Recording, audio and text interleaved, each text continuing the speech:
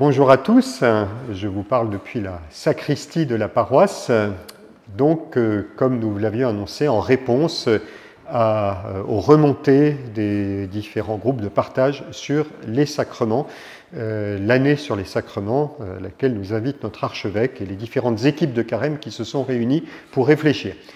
Première remarque avant d'apporter les éléments de réponse, ça a été une joie pour nous, du côté des prêtres et diacres, de recevoir vos retours. Vous êtes plusieurs équipes, de nombreuses équipes, et on sent que les discussions ont été denses, très riches, assez variées, je dois le dire, avec des manières très différentes d'aborder les sujets. Tant mieux, hein, ça montre que ce sujet est devenu votre sujet, et c'est bien ça que nous souhaitons, que ça devienne pour chacun l'occasion d'un itinéraire de carême. Donc, grande joie d'avoir lu les mails que vous avez envoyés. Nous vous invitons à le faire, certains ne l'ont pas encore fait.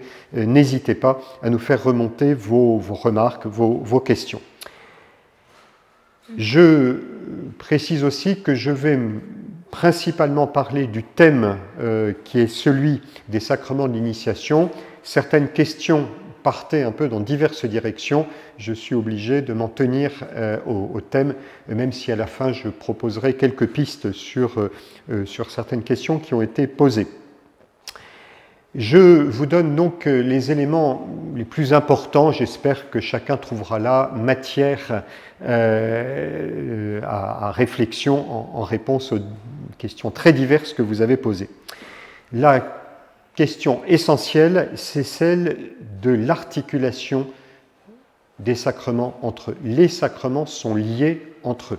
Nous sommes habitués à les célébrer de manière isolés les uns des autres, donc on choisit un sacrement, on ne prend pas l'autre. En réalité, ils sont tous liés les uns aux autres. Et particulièrement les sacrements de l'initiation, non pas parce qu'il y aura un chemin initiatique, dans le christianisme il n'y a pas de chemin initiatique, mais parce que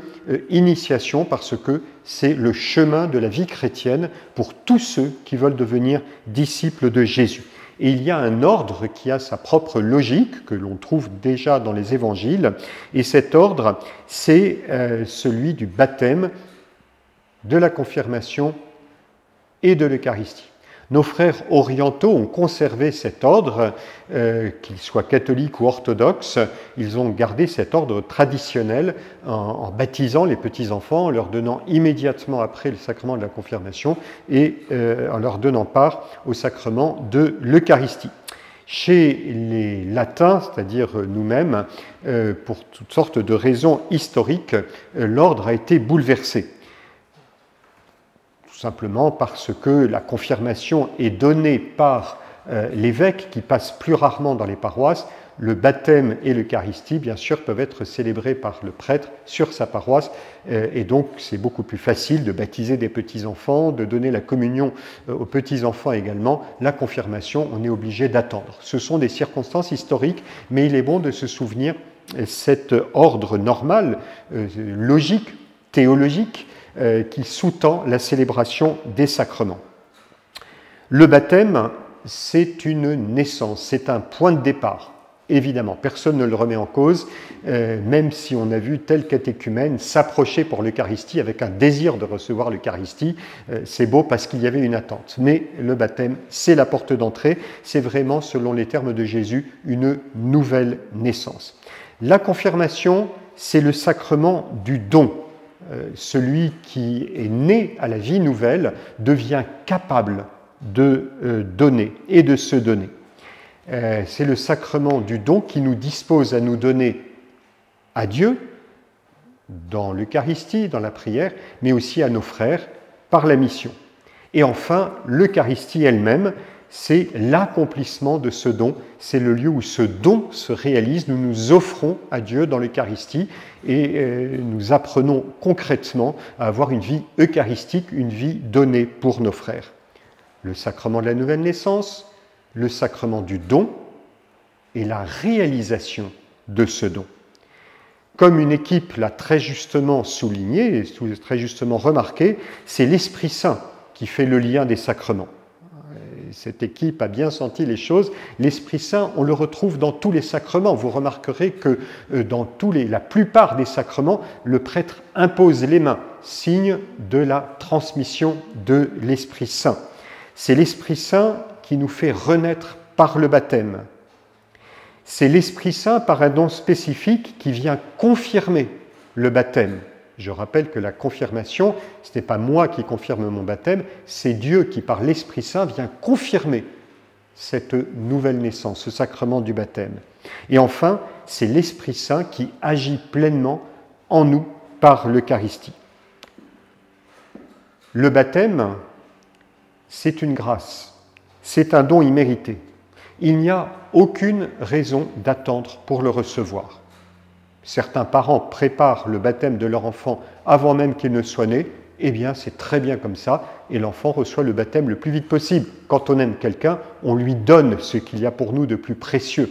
Et quand un enfant vient au monde, on a le désir de lui donner sans attendre ce qu'il y a de meilleur, la vie nouvelle dans le Christ. Il en va de même pour la confirmation, c'est un don, c'est un cadeau de Dieu, ce n'est pas moi qui confirme mon baptême. Quand je confirme mon baptême, ça s'appelle la profession de foi. Non, la confirmation, c'est un don de Dieu. Et donc, on peut recevoir la confirmation jeune, dans la mesure où cela est possible. Un mot sur l'Eucharistie dont nous aurons l'occasion de reparler. Jésus nous demande de manger son corps. Dans une équipe, un intervenant disait « c'est un peu restrictif ». Je comprends derrière cette remarque que certaines personnes ne peuvent pas se déplacer pour aller à la messe ou certains ont une vie spirituelle sans pour autant communier. Cela est tout à fait vrai. Mais dire qu'il n'y a pas que le corps, il y a aussi l'esprit, il faut faire attention. Parce que spontanément, quand on parle de vie spirituelle, on pense tout de suite à l'esprit. On laisse souvent de côté le corps. Or, le propre de notre foi chrétienne, c'est d'intégrer le corps.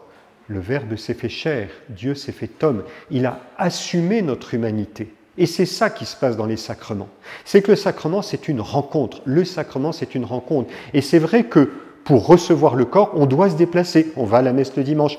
Mais nous faisons corps les uns avec les autres. Cette dimension du corps, elle est présente. C'est mon corps qui est présent à la messe. C'est le corps des uns des autres. Nous sommes réunis, nous sommes dans notre église ou dans le sous-sol pour l'instant. Et le corps du Christ, je suis obligé de m'approcher pour le recevoir. Il y a donc une expérience très concrète et c'est ça qui est beau. C'est que Dieu n'est pas simplement dans des réalités immatérielles. Pour nous, spirituel, ça veut dire immatériel. Non, spirituel chez les chrétiens, ça veut dire dans l'Esprit Saint. Et l'Esprit Saint vient habiter notre humanité et il se donne dans l'Eucharistie.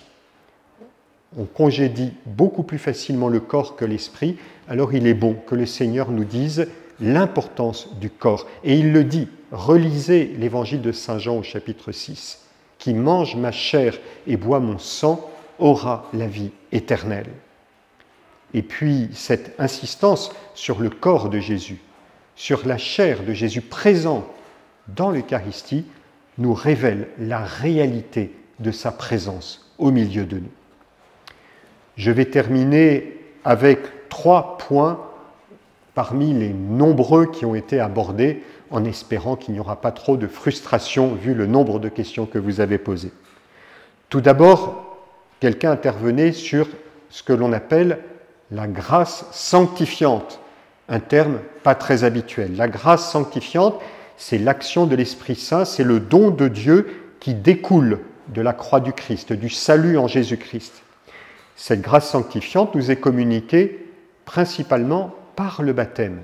Alors certains disent, mais il n'y a pas que par le baptême que nous recevons la vie de Dieu. C'est vrai, Dieu intervient dans la vie des uns et des autres de multiples manières. Mais il est vrai aussi que le Christ a voulu que les sacrements, et particulièrement le baptême, soient le moyen ordinaire, habituel, par lequel l'Église continue de communiquer la vie divine, la grâce sanctifiante. Deuxième point, Saint Jean écrit que Dieu nous rend témoignage en nous donnant les sacrements. Qu'est-ce que cela veut dire ? Cela veut dire que la vérité des sacrements, la valeur des sacrements ne dépend pas simplement de mon appréciation personnelle, elle vient de Dieu. C'est Dieu qui atteste que le sacrement est porteur de vie. Dernier point, certains remarquaient qu'on a chez saint Paul ou chez saint Jean que par l'Esprit nous devenons fils de Dieu. Alors, le mail que j'ai reçu dit « Et les filles, alors ?» Alors ça, merci pour cette question sympathique. C'est vrai, les hommes et les femmes, c'est complètement pareil. Ensuite, pourquoi saint Jean et saint Paul marquent fils de Dieu? C'est les charmes de la langue française, mais vous avez bien compris que fils de Dieu, cela s'adresse à tous, parce que tous, hommes et femmes, nous sommes appelés à communier avec Dieu. Dans le Christ, il n'y a plus l'homme et la femme. Tous, vous ne faites plus qu'un dans le Christ. À tous, un très bon carême.